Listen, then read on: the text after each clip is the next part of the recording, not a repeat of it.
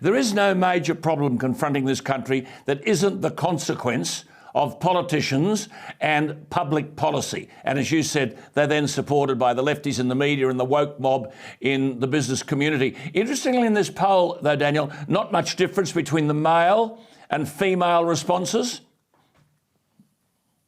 No, that's right. What we saw was widespread support across all the different ways of breaking down the analysis, whether by age, by gender, by income, by where people live.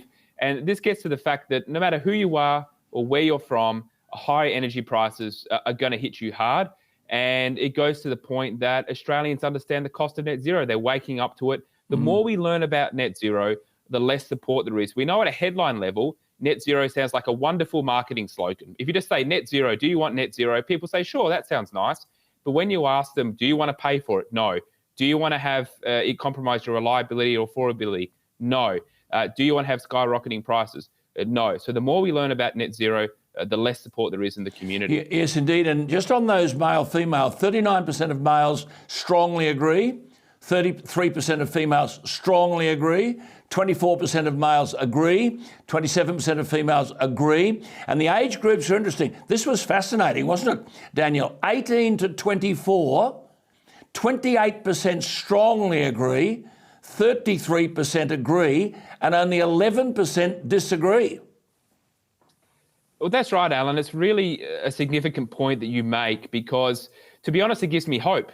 We know that there's so much indoctrination that goes on in our schools with the woke national curriculum that is teaching Australians to be ashamed of themselves, of their country. It's teaching them this climate ideology rather than teaching them how to think. It's training them to be activists and protesters. Yet over 60% of young Australians who have come out of schools, many of whom would currently be in university, over 60% of them say they don't want net zero. That's it. Now, that's despite the almost complete consensus of the propaganda and despite the almost complete consensus of the political class telling them one thing, they're able to see through it. And that should give us hope for the future that young Australians can see through what they're being told by their teachers and the media. 18 to 24-year-olds, 61% totally agree. Now, if we go to the 25 to 54-year-olds, 38% strongly agree, 26% agree, and only 7% disagree. So 64%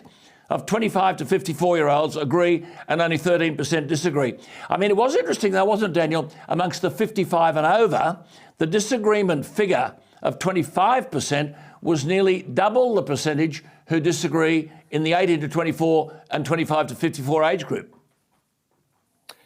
Look, it was slightly elevated there, but even if you look at the agree versus disagree breakdown, there's still overwhelming support among those over the age of 54 behind pausing net zero. So again, this is across every single age group. And I think that's really important because no matter what stage of life you're in, whether you're at school, coming out of uni, starting your first job, if you're in that middle age bracket, you've probably got families, kids and a mortgage. If you're at that older age bracket, you're probably heading towards retirement. So you're concerned about how much money you're going to have to live off. And the cost of living, of course, is a big issue for pensioners.